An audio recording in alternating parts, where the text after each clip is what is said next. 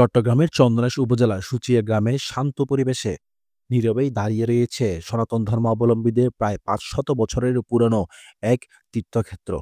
বলছিলাম শ্রী শ্রী শুক্লাম্বর ভট্টাচার্য ঠাকুরের মন্দিরের কথা, যা স্থানীয়দের কাছে ভট্টাচার্য দিঘি নামেই সবচেয়ে বেশি পরিচিত। ষোড়শ শতাব্দীর দিকে নবদ্বীপ থেকে আগত একজন ব্রহ্মচারী, যিনি ছিলেন শক্তির পূজারী, তিনি এসে অত্রগ্রামের বিশুদ্ধ পানির কষ্ট দূর করার জন্য খনন করেন এক বিশাল দিঘি। পরবর্তীতে এই দিঘিকে ঘিরেই তৈরি হয় সকল অলৌকিক ঘটনা এবং ধর্মীয় ভাবগাম্ভীর্য। স্থানীয়দের মত অনুসারে এই দিঘিতে স্বয়ং দেবী গঙ্গা এসে আশীর্বাদ দিয়েছিলেন।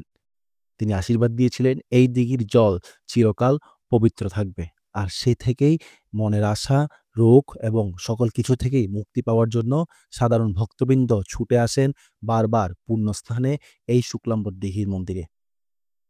শুক্লাম্বর ভট্টাচার্যের অলৌকিক শক্তি শুধুমাত্র দিঘিতেই সীমাবদ্ধ ছিল না। স্থানীয়রা বলেন, কখনো কোনো ভক্ত যদি কোনো বিপদে পড়তেন, স্বপ্নাদেশে এসেই সেই বিপদ থেকে মুক্তির পথ দেখাতেন শ্রী শুক্লাম্বর ভট্টাচার্য ঠাকুর।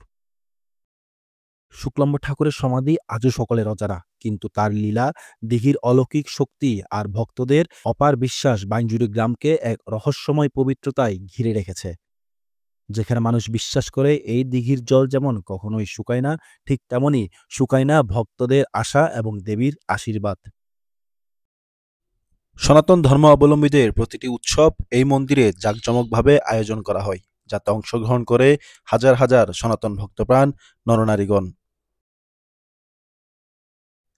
আজ এই পর্যন্ত। আশা করছি সামনে নতুন কোনো মন্দিরের ভিডিও নিয়ে আবার হাজির হব আপনাদের মাঝে।